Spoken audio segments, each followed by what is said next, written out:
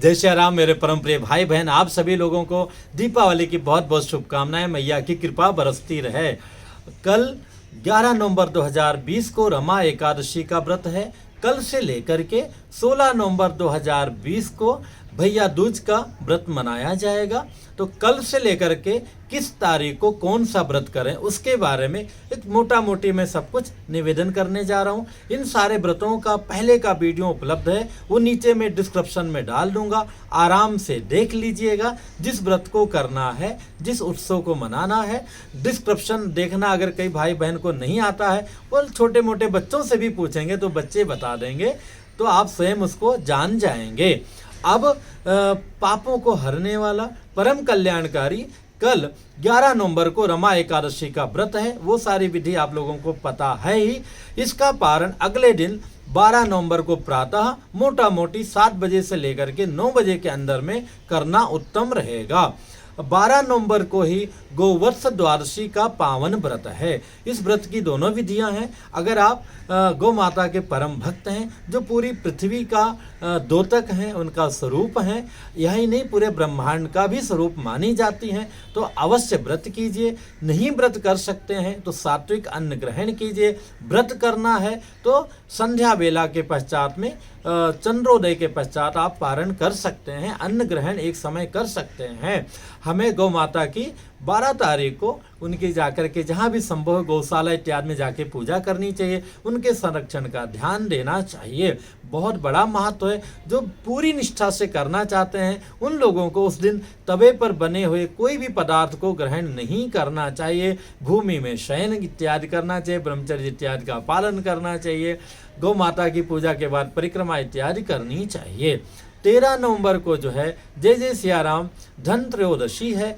इस दिन जो है आप सभी लोग जानते हैं कि भौतिक धन खरीदने का, सोना चांदी इत्यादि खरीदने का बड़ा महत्व है। तो वो भी धन त्रयोदशी का मुहूर्त, फिर अगले दिन दीपावली के पूजा का मुहूर्त, वो सारा वीडियो भी उपलब्ध है और नीचे मैं डिस्क्रिप्शन में भी डाल दूंगा। आप लोग आराम से देख लेंगे। महालक्ष्मी पूजा का भी, हनुमान जयंती का भी, भैया दूज का भी, उन सारे व्रत विधि जो है जो पहले के वीडियो हैं, यही नहीं यम को दीप दान का, यम तर्पण का, उन सारे वीडियो को नीचे मैं डिस्क्रिप्शन में डाल दूंगा और नया भी वीडियो आपको यथासंभव प्रदान करने का प्रयत्न करूंगा।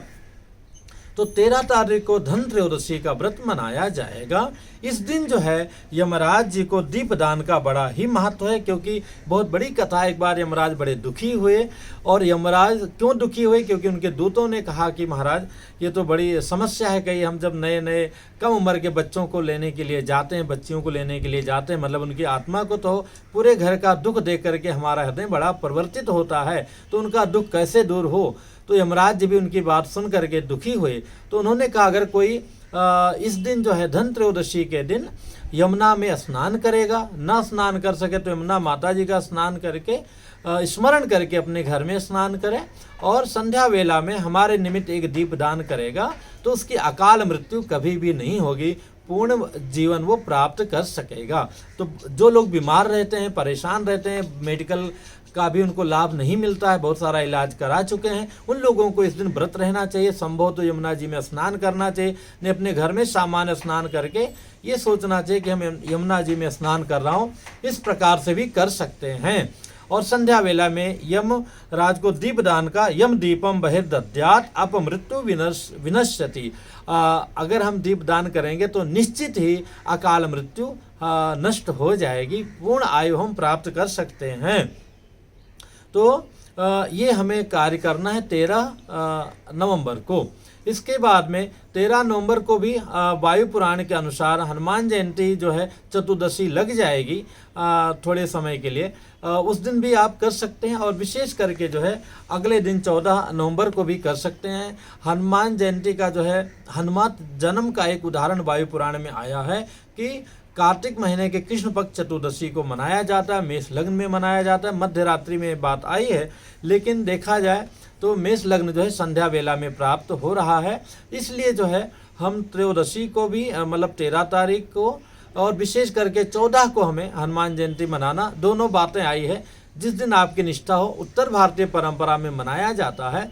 हमारे अयोध्या जी, प्रयागराज और वाराणसी इत्यादि में आप भी अगर हनुमान जी के भक्त हैं तो मना सकते हैं। 14 14 नवंबर को। इसके साथ में जो महालक्ष्मी पूजा का आप सभी लोग जानते हैं, छोटी दीपावली बड़ी दीपावली दोनों जो है 14 नवंबर को ही है। ये 499 वर्ष के बाद में बड़ा अच्छा गुरु शुक्र शनि इत्यादि अपने स्थान पर विराजमान है, जो समाज के लिए बहुत ही अच्छा रहेगा। एक्चुअली चतुर्दशी के दिन तेल लगाने का बड़ा ही महत्व है। कार्तिक महीने में वैसे तेल लगाने का निषेध है, और लेकिन इस दिन लगाने से यमराज प्रसन्न होते हैं। तो तेल लगाने के बाद स्नान अवश्य कीजिएगा। प्रातः समय भी लगा सकते हैं, क्योंकि अरुणोदय समय में जो है चतुर्दशी प्राप्त हो रही, इसलिए प्रातः काल में जो है तेल लगा के स्नान करना उत्तम रहेगा। संध्या समय भी तेल लगा के स्नान कर सकते हैं। कभी भी तेल लगाएं, छोर कर्म इत्यादि करें, तेलाभ्यंगे, चिता धूमें, चिता की धुआं लग जाए इत्यादि के बाद हमें स्नान अवश्य करना चाहिए। और इस दिन जो है यम को तर्पण किया जाता है। बहुत इजी विधि है, उस वीडियो को देख लीजिएगा, डिस्क्रिप्शन में आपको प्राप्त हो जाएगा। नया वीडियो के लिए भी मैं प्रयत्न करूंगा। तर्पण स्त्री पुरुष सभी कर सकते हैं। जो जनेऊ धारण करते हो यज्ञोपवीत का नियम के अनुसार करेंगे, नहीं बाकी लोग सामान्यतः दक्षिण मुख बैठ करके तर्पण कर सकते हैं। और महालक्ष्मी की पूजा में श्री यंत्र की पूजा का बड़ा महत्व है, उसका भी वीडियो में अर्पित करने का प्रयत्न करूंगा। महालक्ष्मी पूजा की विधि का पूरा वीडियो आपके पास अर्पित है, मुहूर्त का भी अर्पित है, उस दिन अवश्य कीजिएगा। जिसके जीवन में बहुत गरीबी है, दरिद्रता है, परेशान हो चुका है व्यक्ति, उनको जो है व्रत रहकर करें, शारीरिक रूप से स्वस्थ हैं तो बहुत ही उत्तम रहेगा। और रही बात व्रत ना कर सकें तो सात्विक अन्न ग्रहण करके भी करेंगे तो भी उत्तम है। पूजन करना भक्ति पूर्वक ये अत्यावश्यक है। टोटकों से बचिए। उस दिन माँ महालक्ष्मी जी की आराधना गणेश जी, गौरी मैया, सरस्वती जी और कुबेर इत्यादि और हनुमान जी के साथ में करने का विशेष महत्व है। और अगले दिन जो है अन्नकूट है। अन्नकूट में कई प्रकार के भोजन अपने प्रभु जी को हमें अर्पित करना चाहिए, बना करके उनका विशेष पूजा करना चाहिए। उसके अगले दिन जो है भैया दूज है 16 को, इसको यम द्वितीया भी कहा जाता है। तो मोटा मोटी आप देखेंगे जो दीपावली का पूरा उत्सव प्रारंभ होता है धन त्रयोदशी से प्रारंभ होकर के और भैया दूज तक, यम द्वितीया तक जाता है। सबसे बड़ा धन क्या है? हमारा स्वास्थ्य है, हमारी आयु है। इस शरीर के लिए देवता भी तरसते हैं। तो यम द्वितीया के दिन जो आदमी यम को यमुना जी में स्नान करता है, यमराज को दीप देता है, यमराज प्रसन्न होते हैं, उसको पूरी आयु आती है। आयु तो आ जाती है, लेकिन बिना धन के जय जय सिया राम वो आदमी मृत्यु तुल्य के तरह संसार में रहता है। तो इसलिए महालक्ष्मी जी की उपासना करने से जीवन में वैभव की प्राप्ति होती है, उम्र की भी वृद्धि होती है। इस प्रकार से हमें अवश्य करना चाहिए। और यम द्वितीया को आके संपन्न होता है तो यमराज प्रसन्न हो जाते हैं। तो एक तो यमराज हैं जो जय जय सिया राम लेकर जाते हैं, लेकिन जो लोग धन से विहीन हैं वो किन्हीं से उधार लेकर रखें, तो जो सेठ है अथवा जिससे हमने उधार लिया है स्वयं हमें वो यमराज की तरह दिखाई देता है। तो भगवान न करें किसी के आगे हाथ फैलाना पड़े। वो तभी संभव जब आप श्रद्धापूर्वक टोटकों से अलग हट करके माँ महालक्ष्मी जी की पूजा करेंगे। सामान्यतः पूजा कर लीजिए, रात्रि जागरण कीजिए, उनके मंत्रों का जाप कीजिए, बहुत ही परम कल्याणकारी होगा। कई सारे प्रश्न हैं, जैसे कि हम पुरानी मूर्तियों को कभी विसर्जित करें, तो मूर्तियां तभी विसर्जित कीजिए जब वो खंडित हो गई हों। जैसे हमारे वृद्ध रहते हैं तो क्या उनको हम बाहर डाल देते हैं? नहीं ना। ऐसे हमारे घर के जितने प्रभु की हम सेवा करते हैं, जितने पुराने हो जाते हैं उतने हमारे लिए परम कल्याणकारी होते हैं। वो स्वयं एक जागृत हो जाते हैं। तो जब तक बहुत ज़्यादा ऐसा ना हुआ हो, हाथ पैर नाक कान मुंह टूट गया हो, तभी उनको विसर्जन करना चाहिए। तो दीपावली तक उनका पूजा कीजिएगा, उसके बाद में विसर्जन कीजिएगा। मैं फिर से निवेदन करता हूँ, संभव तो अपने आचार्यों पुरोहितों को बुला करके, बहुत ही अच्छा समय है, इस दिन पूजा संपन्न कराइएगा। और कई लोग जय जय सिया राम, उनकी बुद्धि को क्या हो गया है, ना पढ़ना है, ना जांचना है, ना समझना है, मना करते हैं कि दीपावली के दिन महालक्ष्मी की आरती नहीं करनी चाहिए। आप सभी जानते हैं आरती में जो है हमारा सारा अर्थ, हमारा दुख छिपा होता है। जैसे आप कहीं एप्लीकेशन देते हैं, एप्लीकेशन के बावजूद भी काम नहीं होता है, तो आप प्रार्थना करते हैं कि साहब हम बहुत परेशान हैं, हम आपके हैं, हम आपको मानते हैं, आप पर हमें भरोसा है, आप हमारे एप्लीकेशन को नहीं देखेंगे तो कौन देखेगा। तो हमारी पूजा में, भक्ति में, व्रत में जो भी कुछ कमी रह जाती है वो सारा आरती के माध्यम से आर्त होकर के, दुखियारी होकर के अथवा प्रसन्न होकर के, प्रभु आपके अलावा हमारा कौन है, आरती किया जाता है। सारे कमियों की पूर्ति आरती के द्वारा हो जाती है। उसमें भी जो बचता है तो प्रार्थना किया जाता है। इसलिए आरती अवश्य कीजिए, बहकावे में मत आइए। और कई लोग बोलते हैं इस दिन दक्षिणा भी नहीं देना चाहिए, ये भी गलत है। उस दिन हमें दान अवश्य करना चाहिए। और मान लिया किसी की मृत्यु हो गई हो, कोई जवान बच्चा ऐसा चला गया हो, तो हमें अवश्य उत्सव नहीं मनाना चाहिए। पर सामान्यतः अगर वो 13 दिन हो चुका है तो पूजा पाठ हमें अवश्य करना चाहिए। जैसे हम सांस लेते हैं, स्नान करते हैं, खाते हैं, पीते हैं, सोते हैं, सारा काम करते हैं ना, तो ये तो हमारी शक्ति को, हमारे वैभव को, हमारे धन को, हमारी ऊर्जा को बढ़ाने वाली पूजा है, हमें अवश्य करना चाहिए। हाँ, पटाखा दगाना, ये दगाना, ये सब अनुचित है, ये तो बाद में ऐड हो गया। ये दीपोत्सव है, दिया जला करके, घर को सजा करके, साफ सुथरा रह करके, बाहर से भी सफाई, अंदर से भी सफाई, अपनी मैया की आराधना किया जाता है।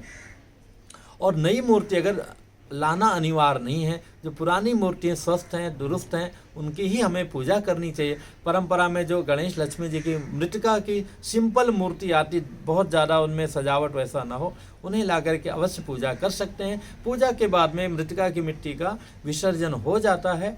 मूर्ति का चूँकि गिरने का, टूटने का डर रहता है। पुरानी जो मूर्ति आपकी मिट्टी के पिछले साल का, उनको आप विसर्जन करें।